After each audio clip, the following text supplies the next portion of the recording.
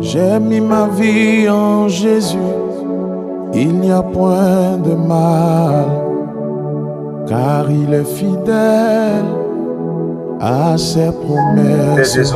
Paix et joie, bien-aimés, amis de Jésus. Alors, ce vendredi matin, le Seigneur nous fait la grâce d'être là dans sa présence. Il nous fait la grâce de le célébrer, il nous fait la grâce de le magnifier. Il nous a permis de nous réveiller sains et saufs. Alors, on va dire merci au Seigneur. Et nous sommes rassemblés en ce matin au nom du Père et du Fils et du Saint-Esprit. Amen. Alors, bien-aimés, nous ne cesserons jamais de dire merci à Dieu.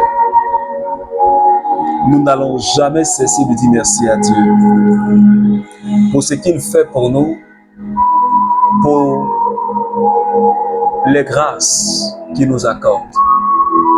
Le Seigneur Jésus fait beaucoup et il continue à faire dans nos vies. Alors, de là où tu es,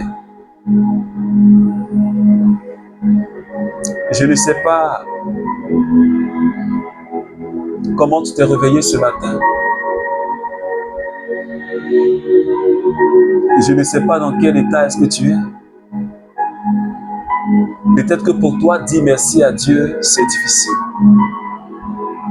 Vu la situation dans laquelle tu es plongé, je t'assure que c'est pas facile et je te comprends. Mais ce que je sais, si ce matin tu es connecté à cette prière, c'est que Dieu t'a donné la force. Si ce matin tu t'es réveillé, malgré la situation, tu dois être capable de dire merci à Jésus.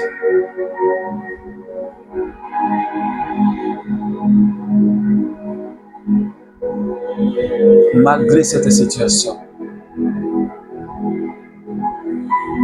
il n'existe pas de situation qui soit au-dessus de nos forces.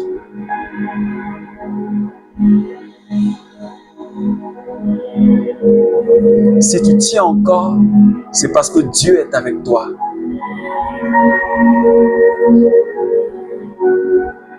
Si tu tiens encore, c'est parce que Dieu te soutient.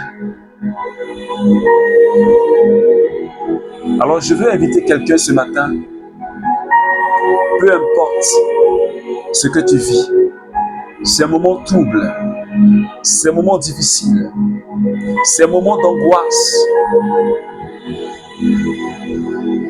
je vais inviter quelqu'un à dire merci à Jésus. Je vais inviter quelqu'un à célébrer Jésus. Je vais inviter quelqu'un à adorer Jésus. Je veux inviter quelqu'un à élever le nom de son Dieu.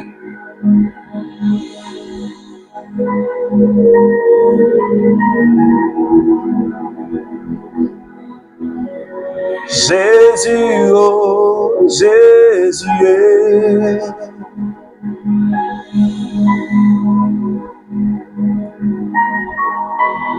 Yahweh, Sabaoth, Yahweh, Sabaoth, Yahweh, Sabaoth.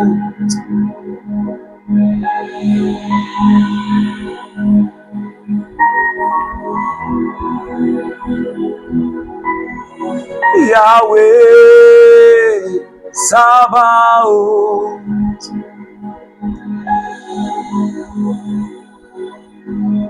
Est-ce que tu peux commencer à célébrer Jésus? Est-ce que tu peux continuer à élever le nom de Jésus? Parce qu'en élevant le nom de Jésus, tu es en train de dire à la situation, mon Dieu est au-dessus de toi. En élevant Jésus, tu dis à cette angoisse, tu dis à ces moments troubles-là, j'ai un Dieu qui est au-dessus de toi. Ouais.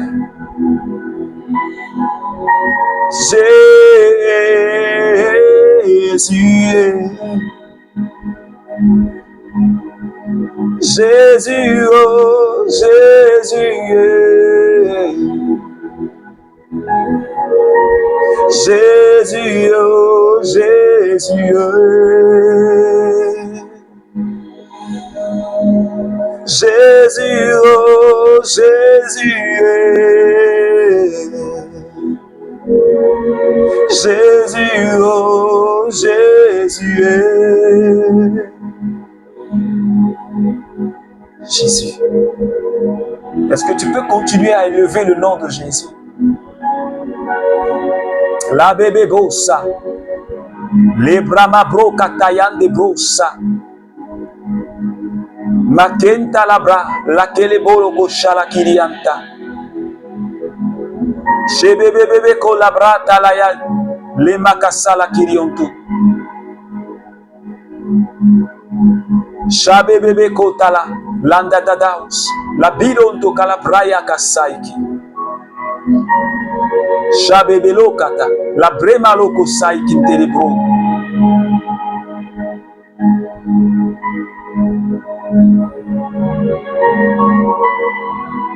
Oh Seigneur Jésus, tu es merveilleux. Devant ta majesté, le ciel s'incline. Devant ta royauté, le ciel s'incline. Devant ta souveraineté, le ciel s'incline. Jésus. Est-ce que tu peux dire avec moi, Jésus? Jésus. Jésus. Et pendant que tu es en train de dire Jésus, l'amour de Dieu, la compassion de Dieu te saisit. Jésus. Jésus. Jésus, oh Jésus. Je voudrais que quelqu'un crie avec moi, Jésus. Jésus, oh Jésus.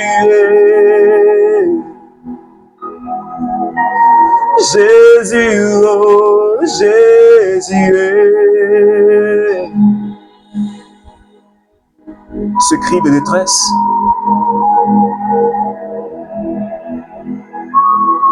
ce SOS que nous sommes en train de mettre, Jésus regarde au fond de ton cœur et il voit ta situation. Cet appel que tu es en train de lancer, elle ne tombera pas dans les oreilles de ceux.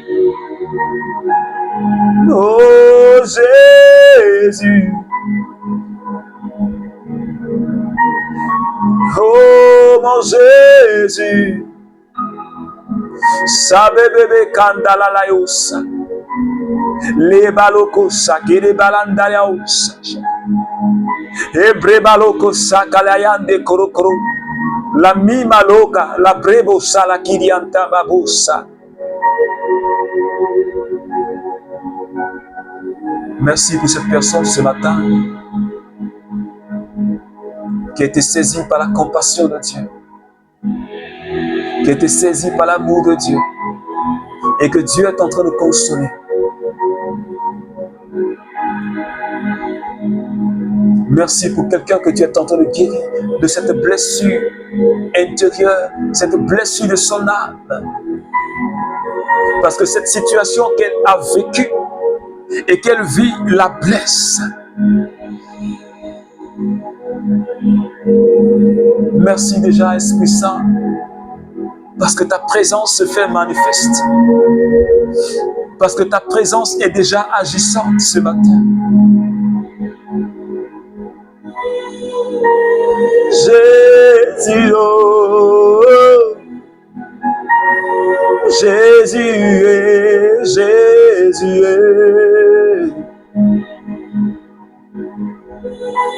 Jésus, oh Jésus.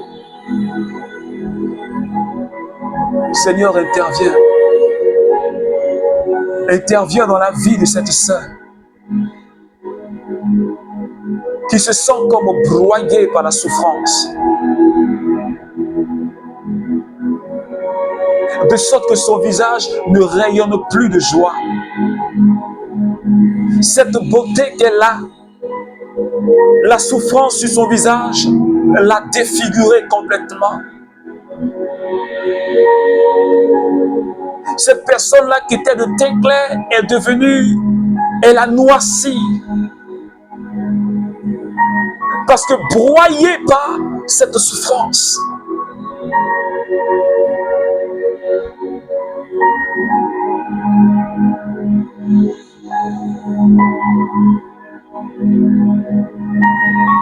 Seigneur, si tu n'agis pas, qui pourra le faire? Si tu n'agis pas, qui pourra le faire, Seigneur? Tu es Yahvé Sabaoth, le Dieu de l'univers.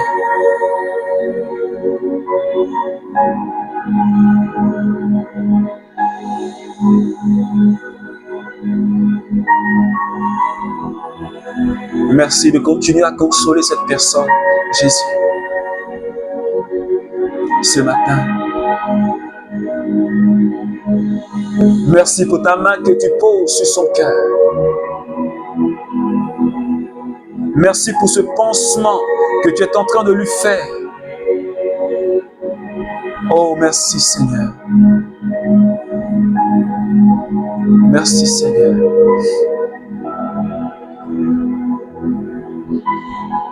Merci Seigneur. Merci Seigneur.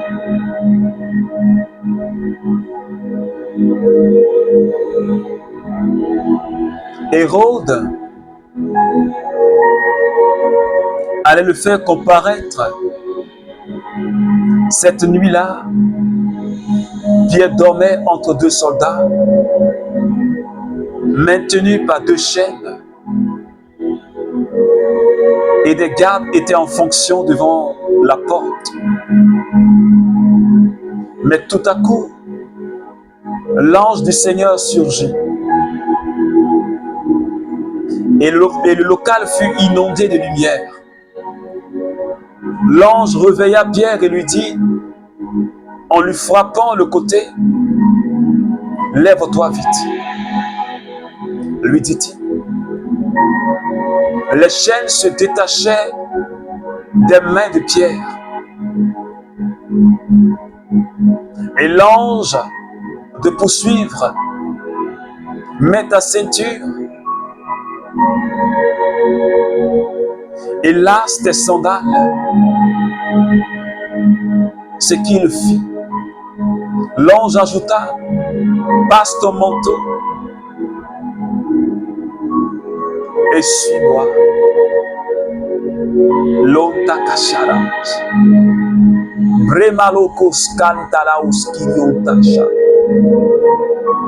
Yo baba baloko sata baba baba.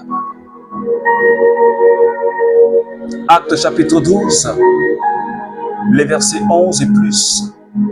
Alors, bien-aimé, ce matin, je vais juste rappeler à quelqu'un le thème qui conduit notre semaine depuis le mardi. Tiré de Matthieu chapitre 8, les versets 25, et qui dit ceci: Seigneur, sauve-nous, nous sommes perdus. C'était le cri de détresse des disciples de Jésus. Ils étaient sur la barque et ce jour-là, il y avait une tempête. Jésus aussi était dans la barque. Et ils ont commencé à crier. Ils ont réveillé Jésus. Seigneur, nous périssons, réveille-toi. Et Jésus a calmé la tempête ce jour-là. Il a ordonné à la tempête et au vent de se calmer. Et comme c'est lui le maître,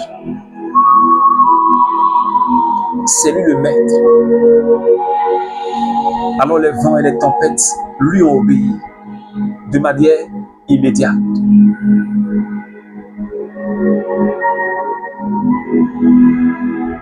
Et Jésus, en le faisant, il s'est révélé. Il a révélé une partie de sa personne à ses disciples. Parce qu'ils ne savaient pas. Et eux-mêmes, à la fin, ils se sont posé cette question. Mais qui est donc cet homme pour qu'il soit capable de parler au vent et aux tempêtes? Et puis elle se calme. C'est qui? Alors, ils ont découvert une facette de la personne de Jésus.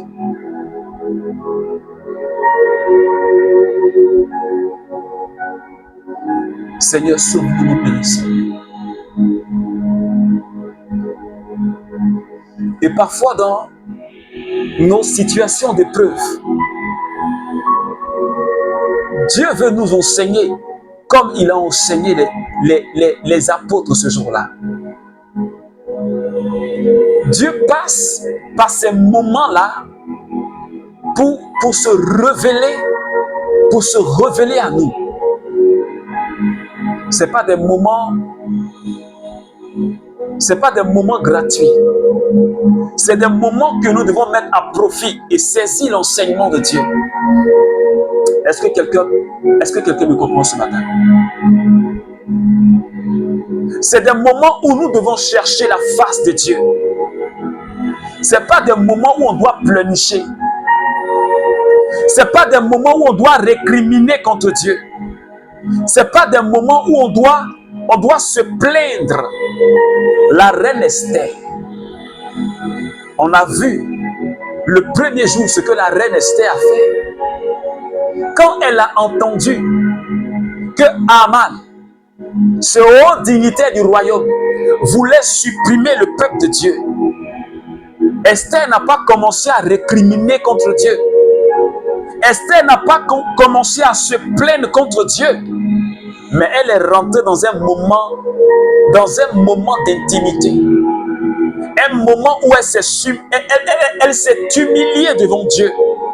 Un moment où elle a enlevé sa robe de reine. Est-ce que quelqu'un me suit? Elle a enlevé sa couronne de reine. Elle a enlevé son vêtement de reine. Et elle s'est humiliée devant Dieu. Et la Bible dit qu'elle a obtenu gain de cause. Parce que Dieu, c'est celui qui incline le cœur des rois. Alors il a incliné le cœur du roi.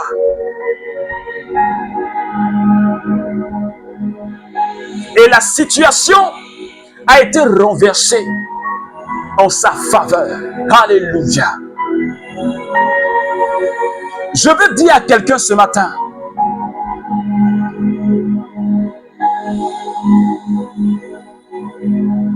Dieu n'est pas un homme pour mentir. Et le fils d'un homme pour se tromper. Dieu ne se trompe pas. Et Dieu ne ment pas. Le même Dieu qui agissait au temps des apôtres, si tu veux au temps d'Abraham, c'est le même Dieu qui agit aujourd'hui. Et il agira éternellement. La puissance de Dieu s'est manifestée comme nous l'avions vu hier dans la vie d'une personne, la fille d'un chef de synagogue.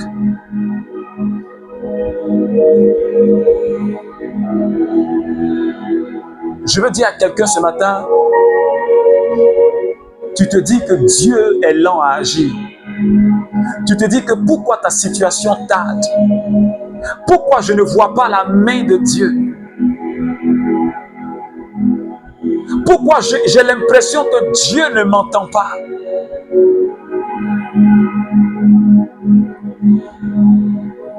Et la question qui me vient à l'esprit, est-ce que tu es parti voir vraiment Jésus? Est-ce que tu es parti voir vraiment Jésus?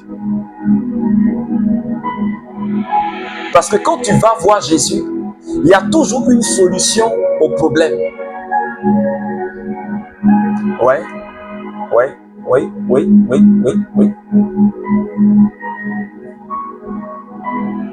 Quand tu vas voir Jésus, il y a toujours une solution au problème.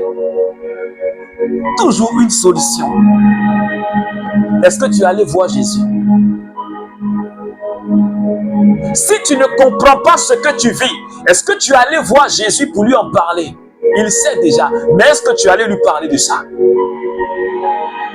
Et qu'est-ce qu'il t'a dit?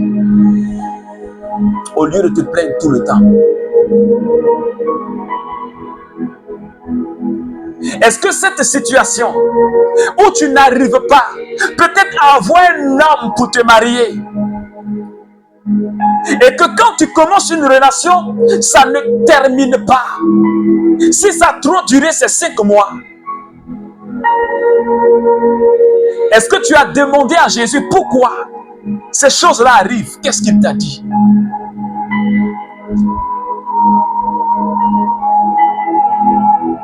Qu'est-ce qu'il t'a dit? Qu'est-ce qu'il t'a dit? Jairus est allé voir Jésus. Il lui a dit, ma fille, elle est en train de mourir. Viens lui imposer les mains. Jésus a suivi Jairus. Ils sont allés jusqu'à la maison, chez lui à la maison.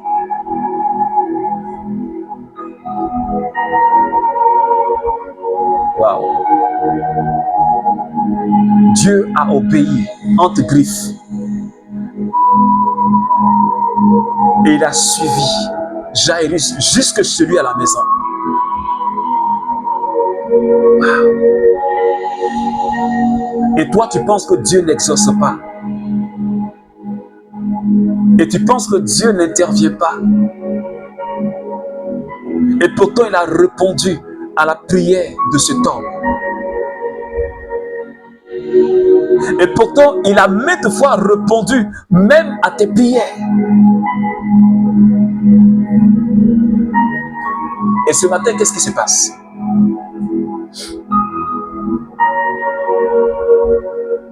L'apôtre Pierre a été emprisonné parce qu'il évangélise, il parle de Jésus. On le prend, on le jette en prison. Il est calme. Est-ce que quelqu'un peut dire, il est calme? Il est calme. Pierre, le chef des apôtres. Jésus a dit, sur toi, je bâtirai mon église. Il est calme. Est-ce que tu peux encore dire, Pierre est calme? Il n'était pas agité. On le jette en prison. On le fixe dans les blocs. Et puis, il est au milieu de 2 soldats. On le surveille. On l'attache avec des chaînes. Ses mains sont attachées avec des chaînes. Il ne peut pas fuir. Mais en plus de cela, on met 2 gardes à côté de lui. Sans oublier ceux qui étaient à la porte. Pour un seul, qui n'est même pas armé. La seule arme qu'il avait, c'est la parole de Dieu. Ah, la brima boros kirianta baraoski shata baba baba baba. Ebro mase keribro kashara rianta. Mais Pierre était calme. Je ne sais pas quel genre de prière il était en train de faire ce jour-là. Mais la Bible dit, tout à coup, je ne sais même pas quelle prière Pierre a fait, mais on dit soudain, tout à coup, de manière brusque, l'ange du Seigneur surgit. Est-ce que quelqu'un peut dire, l'ange du Seigneur surgit? L'ange du Seigneur surgit. Pierre est en prison. L'ange du Seigneur surgit. Et la Bible dit que l'endroit où il était, la cellule, était baignée de lumière. C'est lui qui le voyait. Les soldats ne le voyaient pas. L'ange le réveille, il dormait. Il était trop fatigué. Ils l'ont frappé aussi. Il dormait.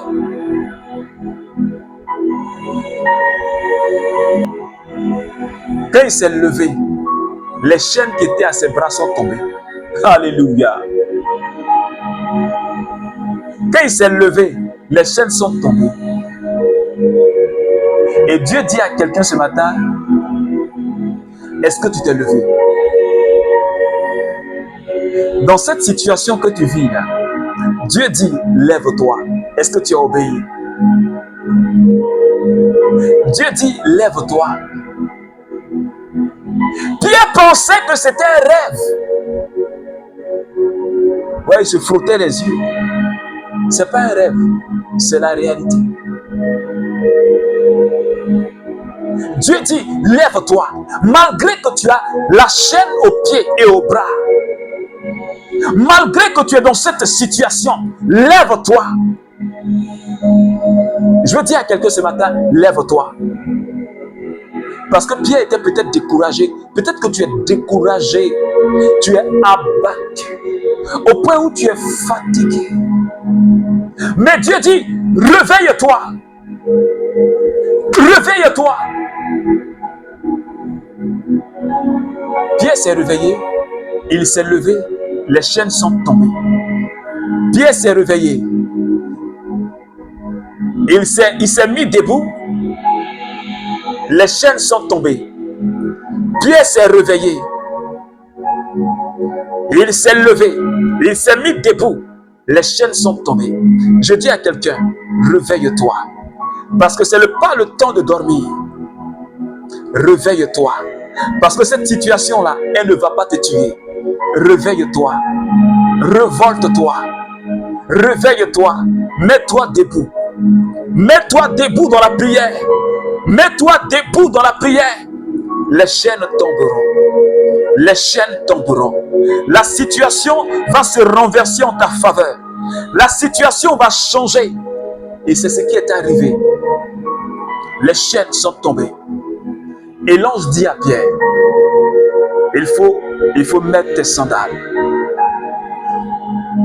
Il faut lâcher tes sandales. Prends ton manteau, couvre-toi. Reprends ta ceinture. Ah! Il était en train de s'habiller.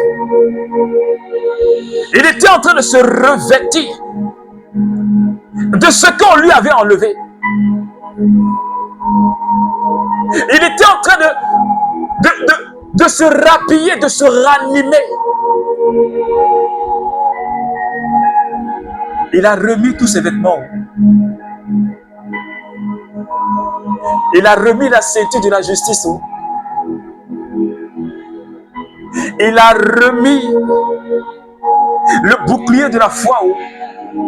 Il a pris le manteau pour le revêtement spirituel. Il a repris ce manteau.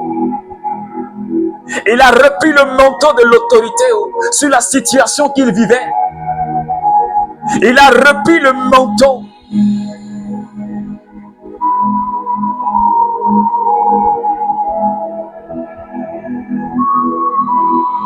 Et il est sorti.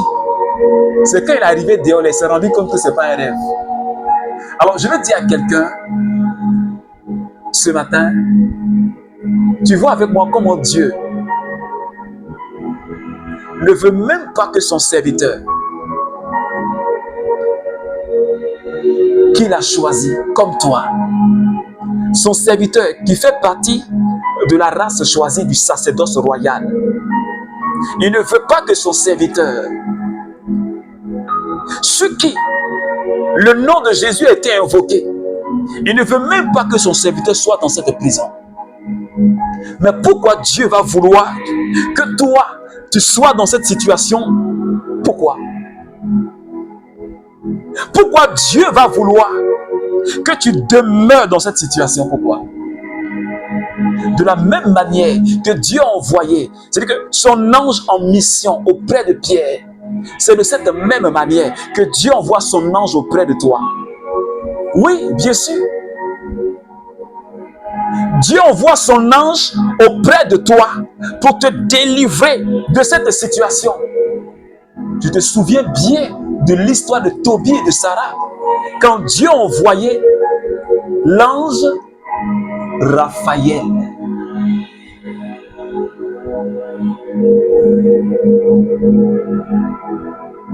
Tobie a été guéri parce qu'il avait des problèmes Dieu. Et Sarah a été délivrée de l'Asmodée. Et cela par l'intervention de l'ange Raphaël, l'envoyé de Dieu. Tu penses que Dieu va te laisser dans cette situation-là? Pierre est sorti de la prison. Et je vois quelqu'un sorti d'une prison de malédiction. Et je vois quelqu'un sorti d'une prison de pauvreté. Et je vois quelqu'un sorti d'une prison de maladie. Et je vois quelqu'un sorti d'une prison de chômage, de stérilité. Et je vois quelqu'un sorti d'une prison de célibat. Parce que la puissance de Dieu est à notre disposition. Je dis à quelqu'un ce matin, l'ange surgit dans ta vie. L'ange de Dieu surgit dans ta vie. L'ange de Dieu, l'ange du Seigneur, c'est la présence de Dieu lui-même. Tu penses que ton papa va te laisser dans cette situation-là? Ah! Il ne peut pas. Il ne faudrait même pas que ça effleure même ton esprit. L'épreuve là, que ce soit difficile, que ce soit compliqué, mais il y a toujours une solution en Dieu.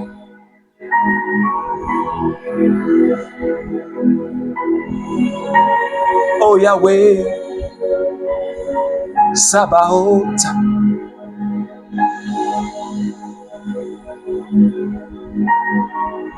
Quand Pierre est rentré, les gens pensaient que c'était un fantôme. Parce que toute la communauté chrétienne était en train de prier pour lui. Et la puissance de Dieu, waouh, c'est tellement merveilleux. Comment les gars n'ont pas pu expérimenter cela? Et Pierre seul, oh, la brabebo sa kerebo, limalakasha, le cobre malabro sa kete, libro mali ontola brausa. Qu'est-ce que Dieu n'est pas capable de faire? Je ne sais pas si quelqu'un me comprend. Qu'est-ce que Dieu n'est pas capable de faire? S'il ne le fait pas, c'est que ce n'est pas bien pour toi. Mais qu'est-ce que Dieu? On parle de Dieu. Ce n'est pas d'un homme qu'on parle, on parle de Dieu. Qu'est-ce qu'il n'est pas capable de faire?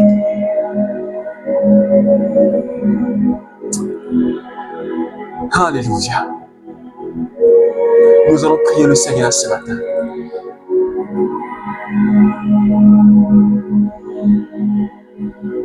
Tu vas demander au Seigneur d'affermir ce soir, ce matin plutôt. Tu vas demander au Seigneur d'affermir ta foi. Tu vas demander au Seigneur d'affermir ta foi. Oui, d'affermir ta foi. Tu crois, mais c'est encore faible. Nous croyons, mais c'est encore faible. Tu vas demander au Seigneur, affermis ma foi. Parce que je doute beaucoup de toi. Seigneur, affermis-moi. Affermis mes pas. Afin qu'aucune situation ne m'ébranle.